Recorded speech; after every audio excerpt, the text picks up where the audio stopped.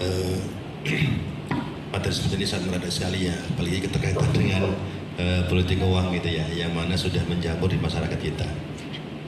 Yang kami tanyakan bahwa kalau kita lihat kondisi masyarakat gitu ya, itu ketika mereka mendengar pesta demokrasi, ya mereka beranggapan itu pesta gitu, pesta dengan uang gitu ya. Jadi bagi mereka kalau tidak ada uang ya nggak ada pesta gitu ya. Jadi kalau mereka jujur aja beberapa tahun yang lalu ketika pencalekan gitu ya, itu banyak yang golput gitu ya, banyak yang tidak milih karena tidak ada uangnya. Lebih baik saya nggak milih daripada nggak ada uangnya, karena memang hari itu saya harus kerja gitu ya, artinya harus ada uang ganti. Ketika dia nggak kerja dia harus dapat uang gitu ya, jadi dia rela untuk tidak nyoblos ya kalau tidak ada uang ya. Kemudian pertanyaan saya, untuk antisipasi seperti ini ternyata itu sangat sulit gitu ya, sangat sulit sekali. Memang itu sudah menjadi animo masyarakat dari zaman dulu sampai sekarang masih seperti itu. Nah, pertanyaan kami, bagaimana cara mengedukasi masyarakat yang memang sudah tertanam ya dalam dirinya kebiasaan yang memang sudah sangat menjamur sekali. Terima kasih. Assalamualaikum warahmatullahi wabarakatuh. Artinya buat apa ada pemilu? Ya lebih baik kami nggak usah milih lah kalau kami nggak dapat apa-apa gitu. Ya. Nah ini tugas kita bersama untuk mengatasinya. Memang salah satu di antara tugas Bawaslu melakukan pencegahan tadi kan. Nah pencegahan ini dengan kampanye anti politik uang. Ya. Nah, mungkin Bawaslu bisa membuat materi-materi tentang buruknya politik uang, mencerdaskan masyarakat bahayanya politik uang dan lain sebagainya, bisa melalui televisi atau media-media yang langsung bersentuhan dengan masyarakat. Ini bicara soal Bawaslu. Tapi masyarakat sendiri, terutama kalangan terdidik, ya seperti Ustadz Saifuddin Zuhri sendiri juga harus ikut di dalam mengatasi ini. Artinya apa? Mungkin melalui ceramahnya, melalui pengkajian-pengkajiannya dan lain sebagainya, menyampaikan bahayanya politik uang. Ya, karena kita akan memilih orang-orang yang menyogok kita.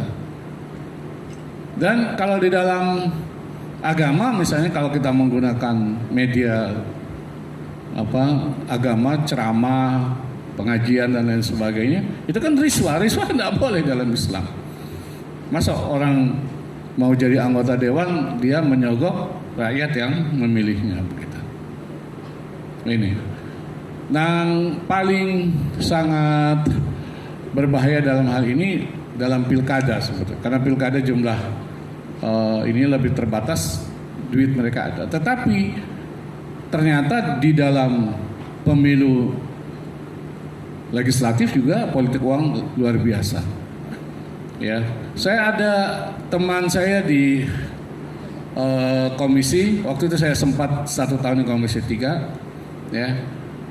Dia menyampaikan bahwa untuk pemilu, ya, di wilayahnya dia mengeluarkan uang 50 miliar. 50 miliar. Dan wilayahnya itu ya di sini, di Kaltim. Ya. Padahal saya nggak sampai 1 miliar jadi. Ya. Untuk apa? Ya macam-macam.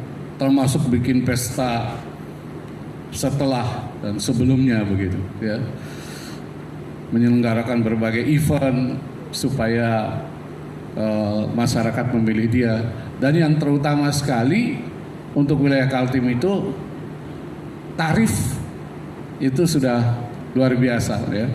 Jadi per keluarga, per suara itu ada tarifnya masing-masing. Ya. Bahkan itu bisa dijual. Saya mau seluruh keluarga saya asal ini 5 juta semuanya. Ya, ada 5 orang. Ya. Dan ini by name, by address. Istilahnya begitu. Nah, ini karena memang masyarakatnya sendiri yang kepengen gitu. Ya. Jadi ketika pemilu datang ada tulisan di gangnya itu, selamat datang serangan fajar. Itu. Ya. Ini kan masyarakat yang sudah rusak ya, dan ini sangat memprihatinkan kita, ya. Ya. Nah, ini karena sifat masyarakatnya.